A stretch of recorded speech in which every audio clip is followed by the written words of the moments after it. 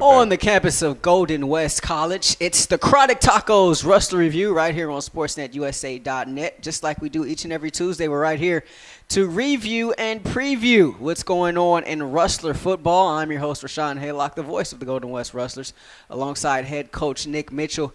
And, Coach, coming off a tough loss to Riverside this past Saturday, but it was an impressive effort on the part of your Rustlers. That's a Riverside team that's going to score a lot of points, and you guys held them pretty much out of the end zone for 3 quarters. They were able to get a couple of late scores. First, let's talk about defense and just what a tremendous effort that was. Yeah, kind of talked about going into the game that, we did what we thought we would do and should do against Glendale. Thought that this was going to be a far truer test for the defense, but I thought that time after time again, either, getting the stop on third down or getting a turnover, it was a very productive defensive night. I think we were opportunistic again, scored another touchdown. It was, we made plays when we needed to. And granted, they probably could have made some plays that they didn't. They dropped a few footballs as well.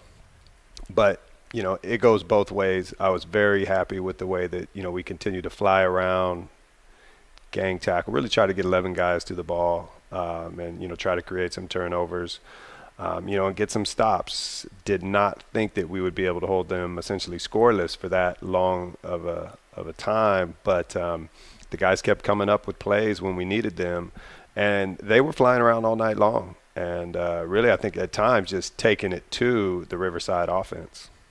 So it was a first quarter that started.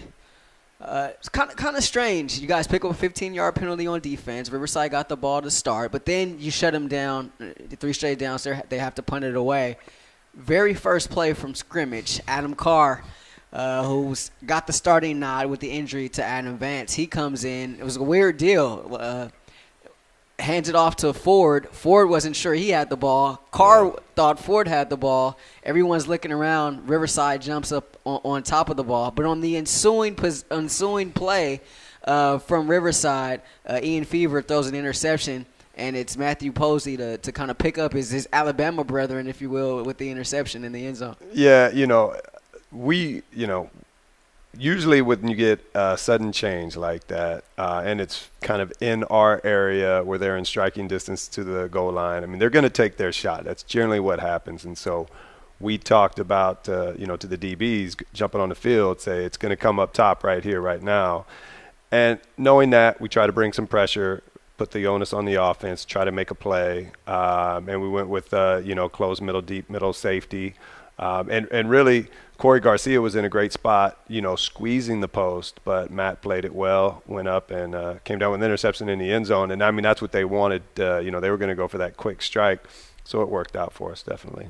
Carr leads a field goal scoring drive. So after one, you guys lead it 3-0. We enter the second quarter now, and this is a Riverside team that is still scoreless. So your defense essentially through 5 quarters and an additional 5 minutes have held the opposition scoreless up to this point so far this season. What do you think has been the key to stellar play defensively? Well, everything always starts up front. So, we got a veteran defensive line, and they've really been playing well. Played well the first game, played really well the second game. The linebacking core has also been playing well, and to a certain extent they are sophomore. 2 out of the 3 are sophomores as well. So we've got a lot of veterans up front, and that's huge early on in the season. They're all good football players, so obviously that's huge for us as well. And in the secondary, I've been making plays, when that ball's been in the air. And really a tribute to, Posey with an interception, Corey Garcia that, every time they had the 2 6'5" receivers, Riverside did, they would throw up those fades, and every time, we'd knock that thing down or break it up. So, it's really been a huge group effort. And for the most part, we've been pretty good tackling now. We kind of lost. That was a big, hit late, kind of midway through the fourth quarter. We were not tackling like we once were, but we were, there was fatigue, and when there's fatigue, then there's, you're not tackling like you normally do. Guys were lunging, reaching, leaving their feet when we weren't doing that for, 3+ quarters. So that's just kind of a part of, playing through it and being conditioned. It's hard to really condition for 4 quarters early on in the season because you just can't really do it. As much as you want to run them in practice and all that, you cannot replicate that. So you kind of almost have to play yourself into that. And being able to, rotate and rep different guys will help that as well. We really got into a situation where we were rotating, but it was kind of more because of injuries and fatigue to a certain degree. But we have to be able to tackle. We've been tackling well. We're not tackling nearly as well late in the game. And obviously, they scored 2 touchdowns on us.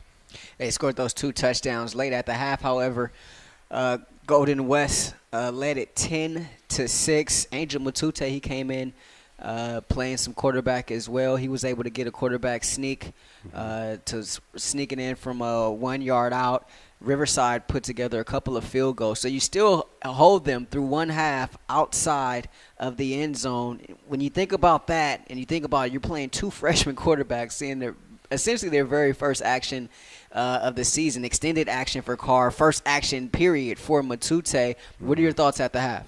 Well, we knew we were going to, not necessarily struggle, but we knew it was going to be tough for us to move the ball consistently. We were hoping we weren't going to struggle. We were going to be able to put some stuff together and, at least move the ball. Adam Carr, he didn't, his very first start, it's been a while for him, and then to be thrown in at Riverside, or at our home game, but, to have Riverside, that's tough for anybody, much less Angel coming in. So the fact that we were able to move the ball at times and not having Zamari Manning out there, our wide receiver, not having Desmond Green, our left tackle, at the end of the game, I still say, it's a loss, and you're never happy with a loss, but you can still feel good about a loss, just like you could feel terrible about a win. The guys competed throughout, and for what the offense had going into that game, they moved the ball at times and they scored, and really, if we can make one more stop, we scored enough to win the game. But unfortunately, we just didn't have that at the end. This is the Chronic Tacos Rustler Review right here on SportsNetUSA.net. And, of course, it's brought to you by Chronic Tacos, Huntington Beach at Terra. Make sure you wake up early. Treat yourself to a hearty breakfast burrito. Or if you're trying to watch the carbs, get yours in a bowl with the Breakfast Bowl Burrito, made fresh with your choice of chorizo, bacon, machaca, or veggie. Chronic Tacos is open Sunday through Thursday, 8:30 a.m. to 9 p.m., and 8:30 to 9:30 on the weekends, located inside the Terra Shopping Center, 7621 Edinger Avenue, or by phone, 714-890-6100. That's 714-890-6100. Chronic Tacos, Huntington Beach at Terra. Visit today. You talk about that second half, Coach. You held the lead late in the game. Now let's talk about this third quarter a little bit. Matute seemed like got a little bit more of the reps at quarterback. What was the mindset there, the thinking there? Well, Adam struggled a little bit, in the first half. Angel struggled as well, but we can, as we had kind of talked about last week, we can do a few more things with Angel as far as the offense goes and running some of the option plays that we can't quite do with Carr. And so we were able to move the ball a little bit, and grind it out and kind of work the clock a little bit more. And so just kind of hung with that for a little while and really kind of also wanted to see from both guys, if someone could emerge from this game, as a true starter. So Adam got the majority of the first half. Angel went with a lot of the second half, so that we could hopefully get a feel, for moving on, and so maybe not always a back and forth, two-headed quarterback type of situation. So, it's really kind of almost an equal opportunity deal. Pretty much a scoreless third quarter up until the very last play of the quarter.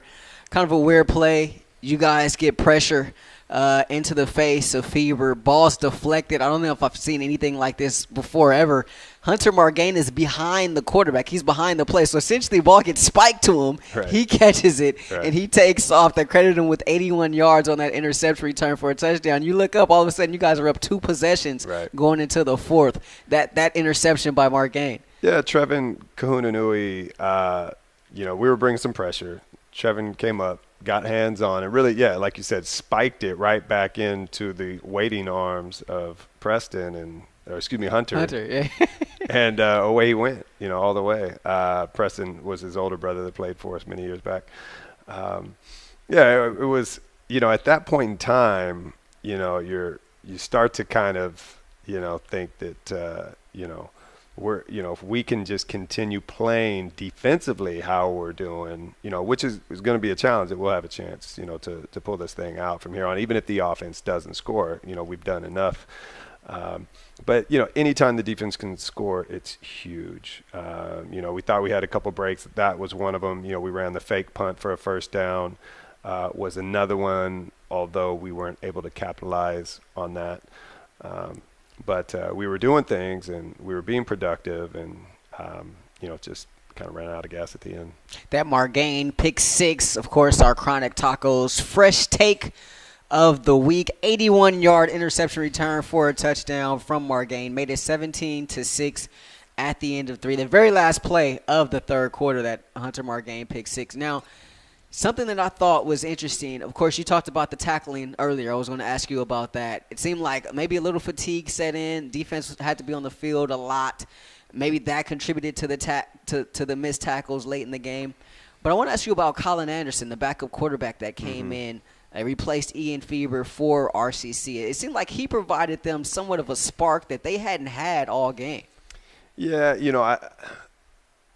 without a doubt, it's sometimes good to change it up. I think by that point in time as well, they kind of were, they were getting good at taking what we were giving them as well, with the quick hitches, the quick outs, where early on, they either, we'd tackle that and we'd ultimately get out and have them punt or whatever, get a turnover.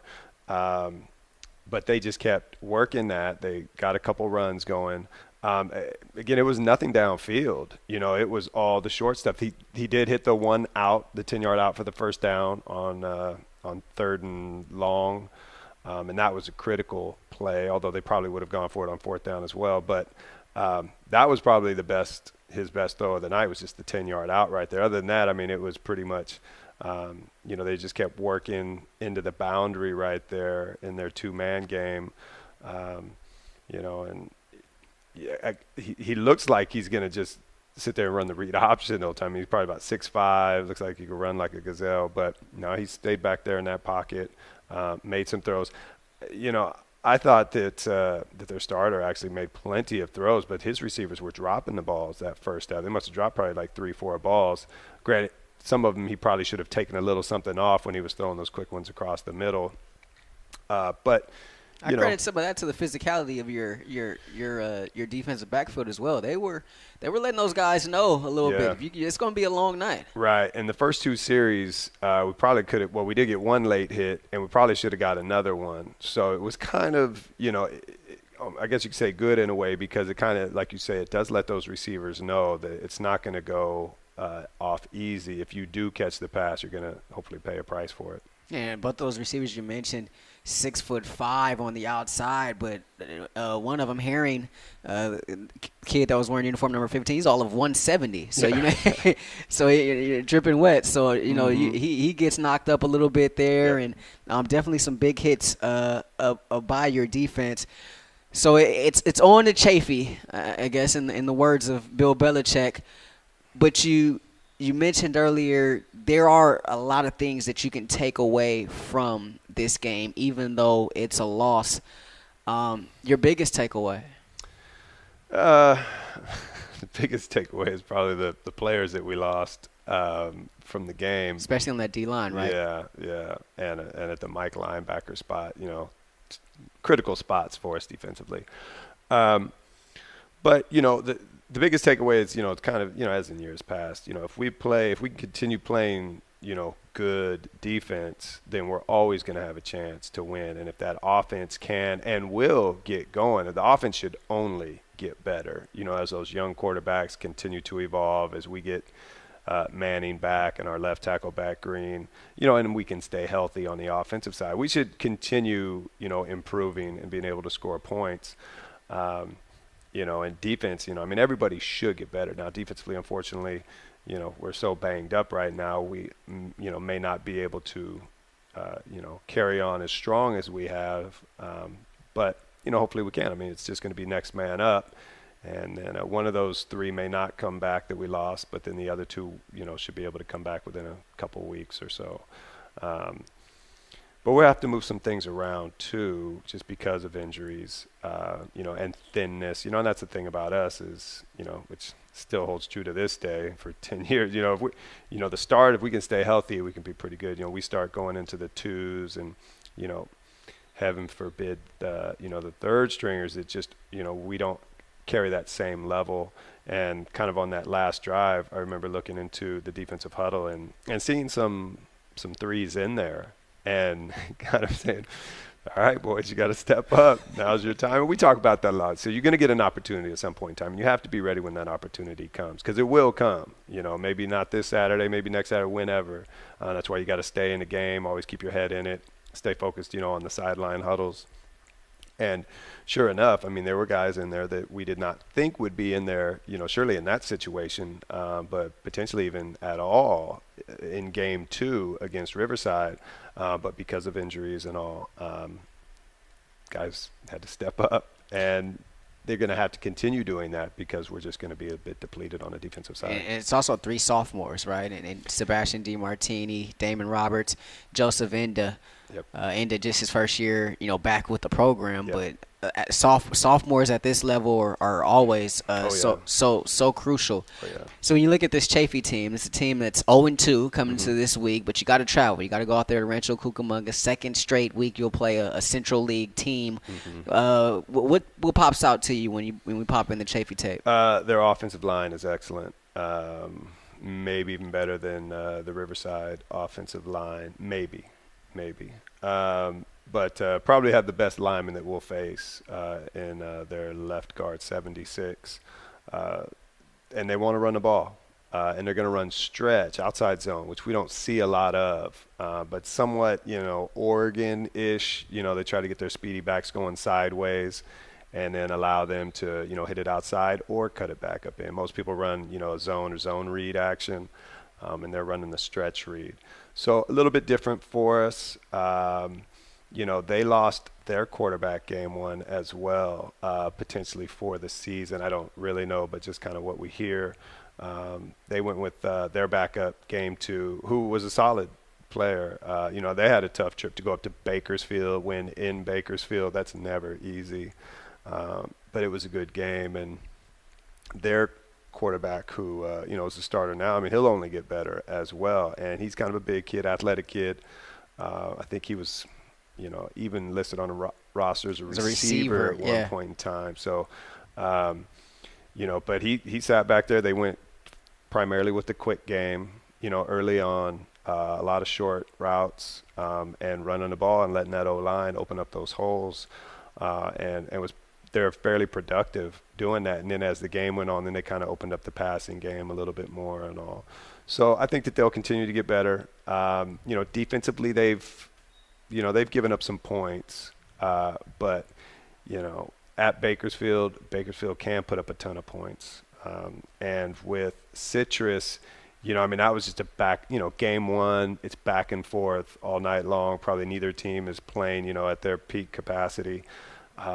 So I don't really know what to expect, because I know, obviously we're fairly young, it's quarterback position on offense. I'd like to think that we'll be able to move the ball. We should be 3 weeks better now, on the offensive side, 2 weeks better with the quarterback position. But ultimately, we have to sustain drives and make plays, and they'll cause us some issues with what they do. They're a good football team. They're perennially in the top 10 these last few years as well, Chafee has been. And with that running game and the O-line and the running backs and all, they have that chance again if they can kind of settle down defensively, figure out exactly who they are offensively with the new quarterback and all. And they're 0-2 and their home opener as well. They'll be fired up for it. It'll be a challenge without a doubt, and us being, as beat up as we are, we need to go in and play well and try to get healthy, throughout the week, and hopefully not lose. I can't believe we're talking about, week 3, but hopefully, not lose anybody more because we're already depleted, so you start losing guys fast, after that.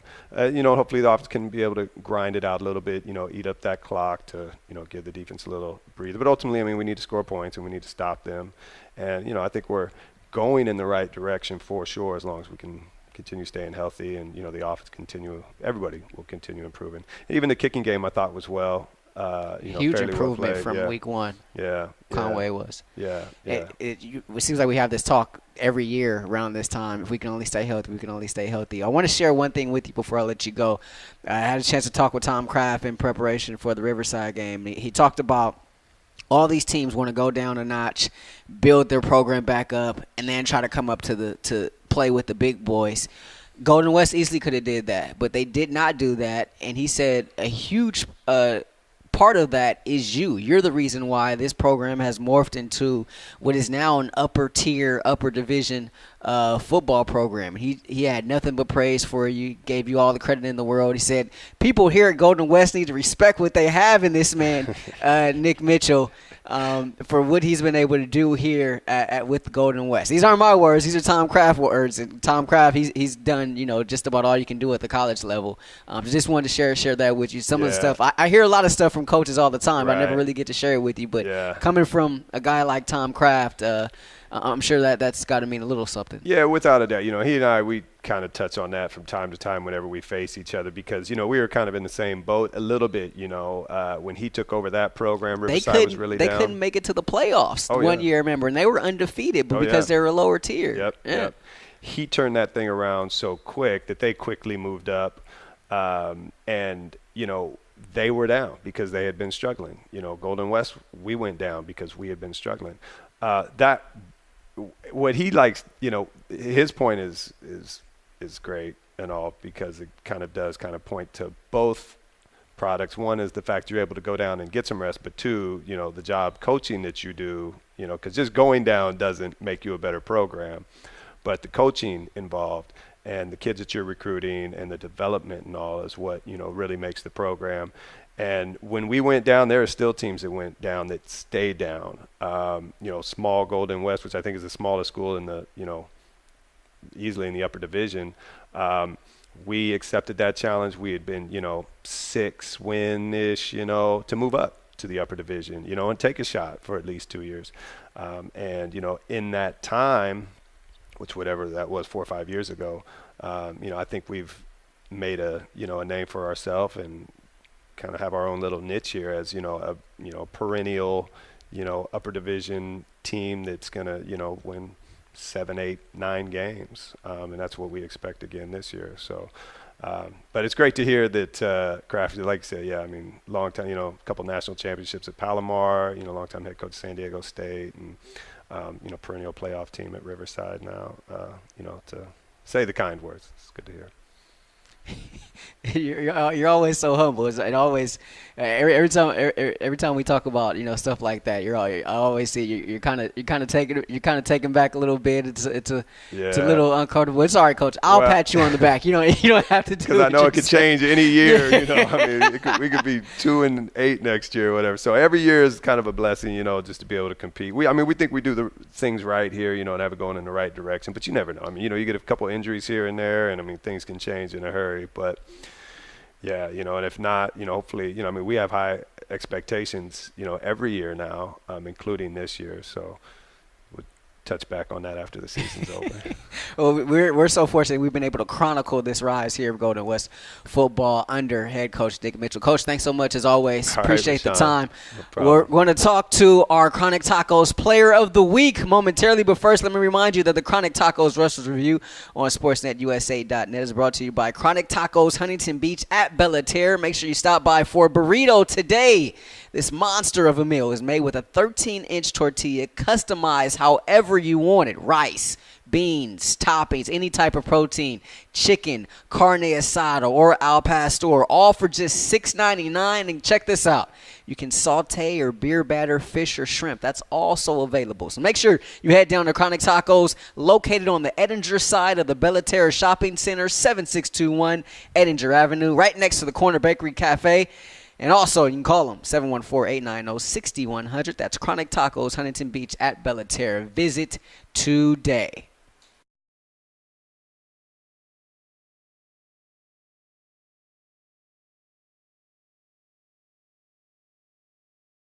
Also, don't forget the Rustlers will be playing their first ever home game right here on campus, just right outside a stone's throw from where we are, October 22nd, 1 p.m. kickoff as the campus continues to celebrate its 50th year anniversary. That's Saturday, October 22nd, 1 p.m. Tailgate party at 10 a.m. This gentleman to my right, Hunter Margain. He's our Chronic Tacos Bella Terra Player of the Week. Had that big 81-yard pick six right as the third quarter ended. Hunter, first of all, thanks for joining us here on the Rustlers Review. We yoke him in the backfield and motioned him out to the far side. This one batted down and deflected, now intercepted by the Rustlers. Coming back the other way is Margain. Margain at the 10, at the 5. Touchdown, Rustlers! How tired were you after that long run? Just my adrenaline was pumping. Everyone was trying to come celebrate, and I was just trying to get my air. It was a long run. I was excited, though. It was big for the game. So, I mean, I need an oxygen tank on that sideline for sure. we were joking in the booth, my partner Nathan Percy and I mentioned Nate's name just in case Hunter takes offense. He's going to take out both of us, not just me. If you needed 5 more yards, you probably wouldn't have got it because they were close to going on you pretty fast. He was on me pretty fast, but as soon as I looked to my right, I saw him coming. I knew I had to score. Yeah, you had to angle as well to create some extra room for yourself. Now, I don't know if I've ever seen a play like that before where you're behind the quarterback. And I was talking to Coach, and he was saying it was almost like Trevin kind of spiked it to you like a volleyball player. And all of a sudden you're there and you're like, oh, let's go. I mean, it was a blitz off the edge on both sides. So it was coming in hot. All of a sudden I saw the ball just floating, and right away my eyes opened. We were speaking a little bit off air, before we started this Rustlers review here. And that's a very good Riverside team that's going to score a lot of points on a lot of people this season. You held them to just 20 points. I know you'd rather have the win. I absolutely know that. But the coach was saying there's some things that you could take from a loss. What do you take from that? From that loss, I take that we have a pretty good D this year. Our defense coming out strong every game. That's going to be a strong suit of the team. Our offense did produce. They're pretty good. It sucks we had some guys out, some starting lineup out, but I could take that we did a very good job against a very good team. We have a tough schedule ahead of us, but that was a very good learning experience right there. And you look over, you're probably going to have a new Mike linebacker, right? Trevin did a valiant job of filling in as Joe Enda left the game on Saturday. How does that change what you do? It's not going to change much. I have trust in both of them. Both very good players. Of course, with Joe out, though, we do need a new Sam. So the outside linebacker spot is open, but we do have a good staff going in. So we should be fine with that. And Joe just needs to get healthy and get back, and we should be good. That those guys up front have been phenomenal throughout these first 2 games. Exactly. I mean, they were unblockable at Glendale, and they created a ton of havoc against Riverside last Saturday. That fourth down stop that you guys had in that first half, that was a huge tribute to the 4 guys up front being able to get that penetration. You see Sebastian, you see Damon go down. What goes through your mind?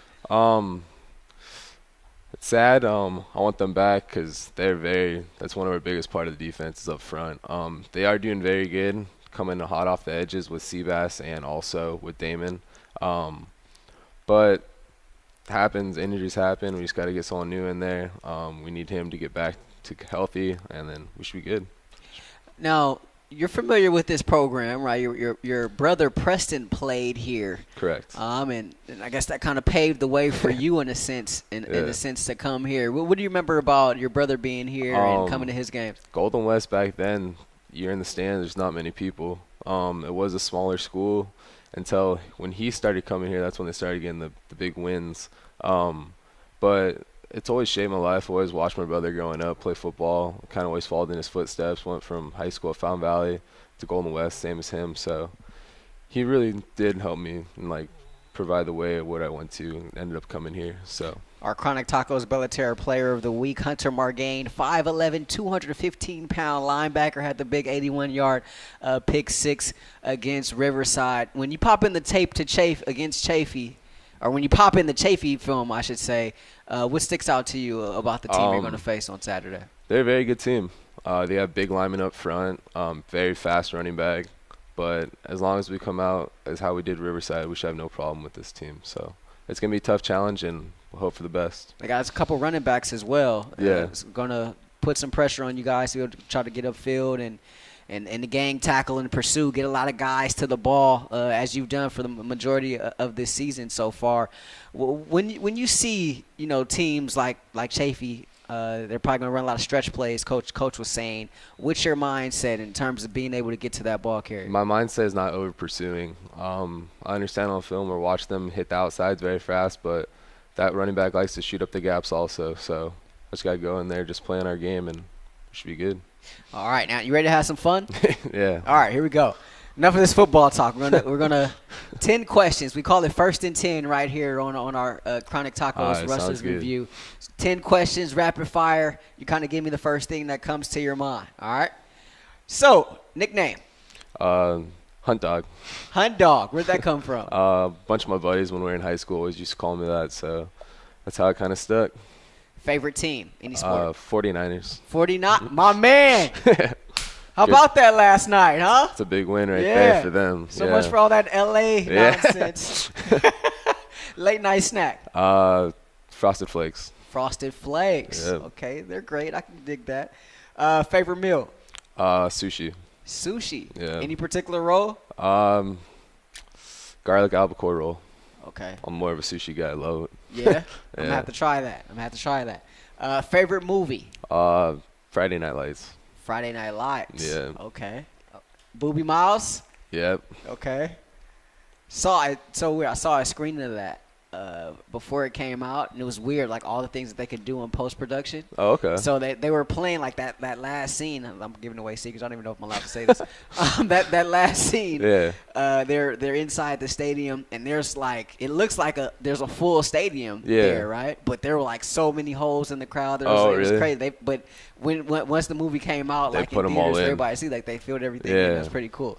Who would play you in a movie? Who would play me in the movie? Yeah. That's a tough one, man. It's a tough one. Yeah. A lot of people always get stumped on that. Yeah, I got Keanu Reeves, maybe? What do you think? Nah, he's not strong enough for you? Nah. What's his name? He played in what do you play in? Yeah, that's a hard one, man. That's a hard one? All yeah, right. I'm going to have to skip on that. We'll have to skip that. We'll do a pass on that. We'll do a pass on that. Best sports memory? Best sports memory was probably my sophomore year in high school, the Bell game against Edison. The Bell game. That was a big game to come into as a young player on varsity, and then ended up getting defensive player of the game that game too. So it's always the big games right there. Bell game is always. He's a huge rivalry out here in Huntington Beach between Edison and Fountain Valley. You play for Coach Fenton, right? Correct. I'm asking you about line 6 in 1 second. All right. 1 second. Number 15. Why do you wear that? I just wanted a lower digit number this year. I've always been 45. Last year I tore my MCL with that number, so I was just like, I need to start fresh with something new. Gotta get rid of it. Went with 15 instead. Pre-game ritual? Always Hawaiian barbecue and a nap. Hawaiian barbecue? Yep, my favorite. I like this guy. He's got good taste. Celebrity crush? Celebrity crush, Mila Kunis. Mila Kunis? Yep. Dude, this guy's dude. We agree on a lot. Yeah, agree to agree. Line 6. Okay, family. That's what it means. No matter what, Fenn went from Fountain Valley to Los Al, but it still sticks around that line 6 means he has your back. So no matter what, if you played for him, he'll always be there for you. So that's what line 6 means. Coach Ray Finn, anytime you hear a Ray Finn coach team, you're going to hear the term line 6. It was at Cypress. He took it with him over to the Webb School, over to Fountain Valley, and now he's over at Los Alamitos. A team and a family. It's exactly what that means. This young man played for Coach Fenton. Appreciate you for stopping. Yeah, Appreciate no worries, you for taking some time with us here this afternoon. Hunter Margain, our Chronic Tacos player of the week, had that big pick 6. Although the Rustlers fell 20-17, they'll try to pick up the pieces coming up this Saturday when they travel out to Rancho Cucamonga and take on Chaffey College. Of course, we'll have that for you right here at 6 p.m. Saturday on SportsNetUSA.net. Don't forget, the Chronic Tacos Rustlers review is with you every Tuesday right here on SportsNetUSA.net. 12:30. We'll be here from the campus of Golden West College. I want to give a special thanks to Coach Nick Mitchell and Hunter Margain, our guest today on the Rustlers Review, and also our photographer, Van Vu, Ed Ford, man in the controls, all of us here at SportsNetUSA.net. Thanks so much for watching. You have been tuning in to the Chronic Tacos Terra Rustler Review right here on SportsNetUSA.net.